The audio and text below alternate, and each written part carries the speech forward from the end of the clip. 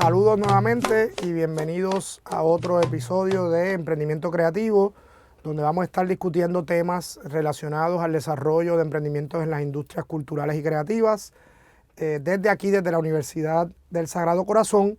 Y como habíamos discutido, hoy vamos a discutir ese primer tema, que es el tema de la importancia de la cultura.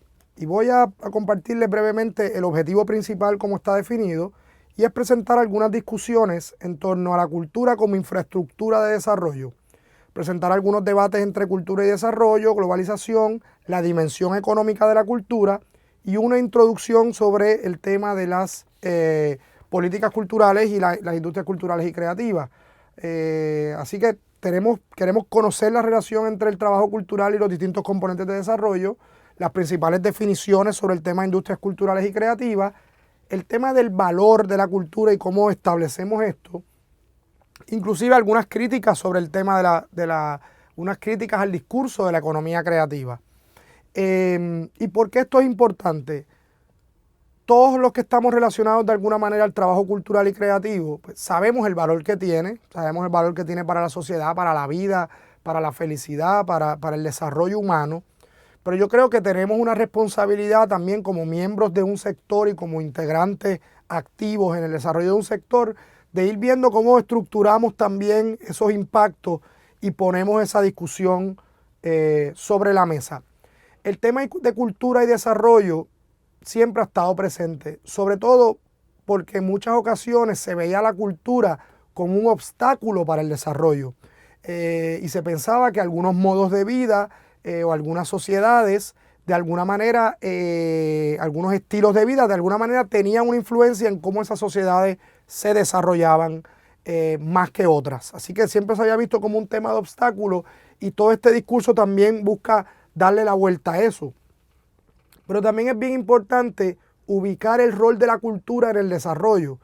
Y es que, como decía Alejandro Grimson, la cultura es la finalidad del desarrollo. Así que no podemos ver la cultura como un ingrediente para el desarrollo económico, sino lo contrario. Al final lo que queremos es mejorar los modos de vida de los países. Pero siempre hay una relación directa entre cultura y desarrollo, como por ejemplo ha sido el caso de la globalización. O sea, las prácticas culturales de un país se ven afectadas por el flujo de bienes y servicios creativos alrededor del mundo. Y en los últimos años lo que hemos visto es una desregulación de muchas de las dinámicas internacionales, y esto lo que ha provocado es que ese flujo de bienes y servicios culturales sea mayor. Esto no es relativamente nuevo, porque si piensas en la industria del cine, sigue estando controlada por grandes conglomerados como Hollywood. Y esto tiene unas implicaciones en diversidad cultural, porque uno empieza a consumir unos contenidos que intervienen también en las identidades de esos países y de esos territorios. Así que traigo esto como un ejemplo de los debates problemáticos que existen en la relación de cultura y desarrollo. Y eso es algo que tenemos que atender y discutir en los foros que corresponda. Pero pasemos ahora a entender un poco la composición del sector cultural y creativo, porque cuando hablamos de industrias culturales y creativas hay que un poco darle forma. Hay muchos académicos y algunos esfuerzos de política pública que han definido este sector. Nosotros siempre usamos como referencia al economista australiano David Crosby, que plantea 4 círculos concéntricos de algunas industrias núcleo, que son las artes creativas principalmente, de algunas industrias relacionadas como el cine, el sector audiovisual, otras lo que llama industrias más amplias como el patrimonio, grabaciones, etcétera, la industria de televisión, de música, y lo que él llama las industrias relacionadas, que incluyen la publicidad, la arquitectura, el diseño, etcétera. Eso es una manera de verlo. Naciones Unidas lo que hace es que crea 4 categorías principales, que son el tema de patrimonio, el tema de artes, el tema de medios y servicios creativos. Así que esa es otra definición operacional bastante generalizada en el mundo y alrededor de los países. Pero vuelvo a Crosby porque Crosby trae 3 características muy importantes para definir a las industrias culturales y creativas, y usa el tema de que su insumo principal es la creatividad. 2, que de alguna manera comunican contenidos simbólicos. Y 3, que por lo general tienen alguna forma de propiedad intelectual. Así que en temas de definición y de concepto, estos ejemplos que les acabo de dar pueden ser muy útiles como marco de referencia. Cada país va desarrollando también definiciones particulares que incluyen o no algunos de los sectores creativos. Pasemos brevemente al tema del valor de la cultura, porque todo el mundo sabe que la cultura vale y que vale mucho, pero a veces se nos hace difícil organizar ese discurso. Yo propongo un marco que agrupa muchísimos teóricos sobre el tema y una manera es dividirlo entre valor económico y valor cultural.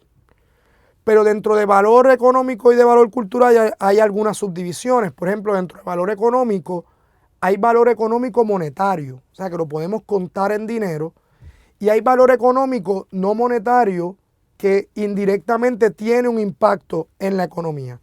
Hablemos de eso primero. Valor monetario es impacto en el PIB, que es el Producto Interno Bruto, que es la producción del país, la creación de empleos, la relación de importación y exportación. O sea, eso es valor económico cuantificable y monetario. Pero valor económico no monetario podría incluir cómo estos procesos intervienen en la innovación de otras industrias, en el desarrollo de destrezas creativas para la educación y para el mercado laboral y profesional, y también en temas de internacionalización, porque la actividad creativa da a conocer los países y eso luego se traduce en impacto económico en otras industrias. Así que ahí tenemos valor económico monetario y valor económico no monetario. En el valor cultural, que es más difícil de definir, hay también una manera de verlo entre valor de uso y valor de no uso. Y ahí John Holden es una referencia muy importante para esto. Valor de uso podría ser el valor educativo que tiene, el valor en temas de cohesión social, de convivencia, valor emocional. O sea, consumir y participar de la cultura genera estos beneficios. Pero también hay valor de no uso. O sea, aun cuando no consumamos o participemos en la actividad cultural, eso de por sí ya tiene una riqueza. Valor de no uso, valor de prestigio, valor histórico, valor de opción. Y hay un tema de valor de sostenibilidad. Es decir, hay algunas manifestaciones que aunque no sean de consumo masivo, es importante preservarlas por un tema de sostenibilidad. ¿Y qué quiere decir esto? Y esto es un concepto prestado del tema ambiental. Nosotros no somos quien para decidir lo que deben consumir las futuras generaciones. Así que aun cuando a nosotros no nos guste, es importante preservar unas manifestaciones para el beneficio de futuras generaciones. Y está el valor de opción. Por ejemplo, piensa en los museos. Aun cuando no lo visitemos, nosotros entendemos que eso es algo que debe estar ahí en cualquier país, en cualquier ciudad, para cuando deseemos consumir eso. Ningún país se concebiría o se pensaría sin un museo, sin una orquesta sinfónica, sin unas manifestaciones culturales particulares. Así que también la cultura de por sí tiene un valor. Y tengo que decir que esto, como quiera, estamos pensando en la cultura como recurso. La cultura sola, y esto es otro argumento que ahora voy a ir a la parte de la crítica del discurso, aquí estamos buscando usos a la cultura. Y esto es una conversación que tiene importancia cuando uno quiere ir a la política pública o uno quiere establecer un impacto. Pero la cultura no tiene que tener ningún uso, no tiene que tener ningún valor. O sea, la cultura y las artes de por sí, en su producción estética y simbólica y política y social, ya tiene un peso y un rol en la sociedad. Así que como les digo que es importante reconocer el valor de la cultura, también establezco que no hay que hacerlo siempre. Hay cosas que no tenemos que entender, que no tenemos que buscarle explicación y que no tenemos que buscarle impacto, porque de por sí la creación tiene un rol clave en la sociedad que no hay que buscar utilitarizarla, ¿no? Por decirlo de alguna manera, o buscarle algún valor utilitario. Y ha habido muchos discursos de crítica al tema de economía creativa, principalmente por cómo se ha definido, principalmente porque a veces se ve como un ejercicio de comercializar lo estético, y eso puede tener valor en algunas instancias. Otra crítica importante es que promover el tema de las industrias creativas, la autogestión y el emprendimiento es una política neoliberal para que el Estado renuncie a su responsabilidad de patrocinar y de garantizar la diversidad cultural y la libertad de creación. Eso es una crítica importante que tenemos que discutir. Y también inclusive ha habido críticas importantes en el tema de cómo la cultura tiene que ver en la regeneración urbana y asuntos de gentrificación, etc. Así que todo lo que vamos a estar discutiendo no está exento de esos debates, y esto es importante porque a lo largo del desarrollo de nuestro emprendimiento tenemos que considerar también esas posibles externalidades negativas de la cultura. Básicamente esas son las ideas principales que nosotros planteamos en ese capítulo y que son un marco bien general de esa relación cultura y economía. Nos vemos entonces en el próximo episodio para hablar del mercado laboral, cultural y creativo.